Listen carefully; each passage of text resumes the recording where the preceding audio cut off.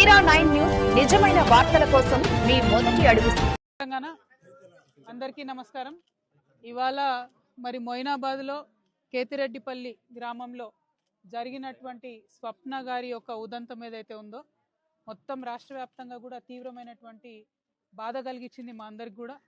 మరి ప్రత్యేకించి ఒక ఆడబిడ్డ చదువుకొని లాయర్ అయ్యి ఇవాళ లాయర్ ప్రాక్టీస్ చేసి రేపో మాపో పెళ్లి చేసుకునే వయసులో ఉన్నటువంటి ఆడపిల్లను మరి పర్సనల్ తగాదాలతోని సొంత కుటుంబ సభ్యులే మరి ఈ విధంగా చేయడం అన్నది నిజంగా ఎవరం కూడా జీర్ణించుకోలేకపోతా ఉన్నాం.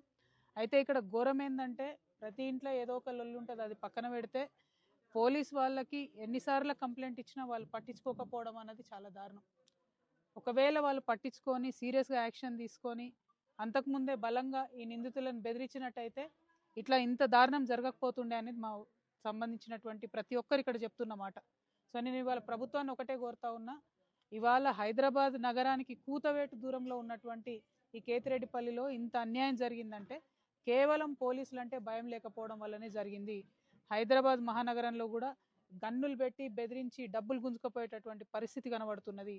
ఎటు పడితే అటు ఆడపిల్లల మీద రోజు రోజుకి దారుణాలు దాష్టికాలు పెరిగిపోతున్నాయి. దయచేసి ప్రభుత్వాన్ని నేను కోరుతా ఉన్నాను, మీరు శ్రద్ధ పెట్టండి, పోలీసులకు స్ట్రిక్ట్ ఇన్ఫర్మేషన్ ఇవ్వండి, ఏదన్నా కంప్లైంట్ వస్తే సీరియస్గా తీసుకోమని చెప్పండి. పైగా ఈ అమ్మాయి అడ్వకేట్స్కి సంబంధించి అడ్వకేట్స్ ప్రొటెక్షన్ యాక్ట్ అని ఉంటుంది. ఏ లాయర్కైనా కూడా కొంత ప్రొటెక్షన్ అనే చట్టంలో ఉంటుంది. దానికి సవరణలు చేసి దాదాపు 2 సంవత్సరాల నుంచి ఆ బిల్లు పాస్ కాకుండా అసెంబ్లీలో పెండింగ్ ఉన్నది. ఆ బిల్లు తొందరగా పాస్ అయ్యేటట్టు చూడాలని కూడా నేను ప్రభుత్వాన్ని డిమాండ్ చేస్తూ ఉన్నాను. ఇక్కడ ఒక ఆడబిడ్డ మీద ఒక న్యాయవాది మీద జరిగినటువంటి దాడికి తక్షణమే సీఎం గారు స్పందించి మరి ఏదైతే నేరస్తులు జైల్లో ఇప్పటికే పెట్టినారో వారికి శిక్ష తొందరగా పడాలి, ఫాస్ట్ ట్రాక్ కోర్టులో దీన్ని చేపట్టాలి. లాయర్లందరూ కూడా హైకోర్టులో ధర్నా చేసి మేమెవ్వరం కూడా ఆ నిందితుడికి బెయిల్ వేయబోమని స్పష్టంగా చేసినారు. కాబట్టి మరి త్వరితగతిన ఫాస్ట్ ట్రాక్ కోర్టులో 3 నెలల లోపల శిక్ష పడేటి ఫైనల్ చేసేటటువంటి ప్రయత్నం చేయాలి. తొందరగా శిక్ష పడకపోతే భయం అనేది ఉండదు నేరస్తులకు, కాబట్టి ఆ ప్రయత్నం చేయాలని చెప్పి నేను ప్రభుత్వాన్ని కోరుతా ఉన్నా.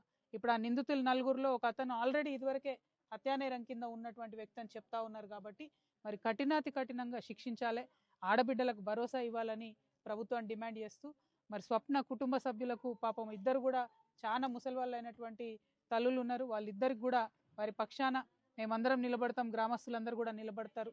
ఆ భగవంతుడు ఆ కుటుంబానికి ధైర్యాన్ని ఇవ్వాలని చెప్పి మనస్ఫూర్తిగా కోరుకుంటూ థ్యాంక్ యూ. జై తెలంగాణ. ముఖ్యమంత్రి గారి చేతుల్లో ఉంది కదా, ల్యాండ్ ఆర్డర్ ఏమైనా దారి తప్పుతుందని అనుకోవచ్చు ఈ విషయం? 100% అండి. ఈ హైదరాబాద్ మహానగరంలో మొన్న అగ్ని ప్రమాదానికి గురై దాదాపు ఇప్పటి వరకు గత సంవత్సరంలో 22 మంది చనిపోతే హోమ్ మినిస్టర్ అయినటువంటి సీఎం గారు ఆయన్నే మున్సిపల్ శాఖ కూడా ఉన్నది, కనీసం ఒక్కరిని కూడా పోయి ఆయన చూడలేదు, అసలు ఏం జరుగుతుందని పట్టించుకోలేదు. అంటే ముఖ్యమంత్రి దగ్గర ఇన్ని శాఖలు ఉండడంతో విద్యాశాఖ, హోంశాఖ, మున్సిపల్ శాఖ ఏది కూడా కరెక్ట్గా ఆయన చూసుకోలేకపోతున్నారని అనిపిస్తున్నది. ఎందుకంటే ఒక పక్క గురుకులాలలో అందరు కూడా పిల్లలు విషాహారం నుంచి చనిపోతున్నారు. నిన్న మొన్న ఒక పాము గుట్టి చనిపోయిన గురుకులాలలో, ఇంకో పక్క నేరాలు పెరిగిపోతున్నాయి, ఆడపిల్లల మీద దారుణంగా నేరాలు పెరిగిపోతున్నాయి. ముసలి వాళ్ళు అపార్ట్మెంట్లో ఉండాలంటే హైదరాబాద్లో భయపడేటటువంటి పరిస్థితి వచ్చింది. ఇవాళ ఈ దాష్టికం జరిగింది. అంటే పోలీస్ వ్యవస్థను కూడా మరి చాలా సీరియస్గా డీజీపీ గారు కూడా ఈ అంశాన్ని తీసుకొని మరి కంప్లైంట్ అన్నిసార్లు ఇస్తే ఎందుకు పట్టించుకోలేదు, ఆ అంశం మీద ప్రజలకు స్పష్టత ఇవ్వాల్సినటువంటి అవసరం ఉన్నది.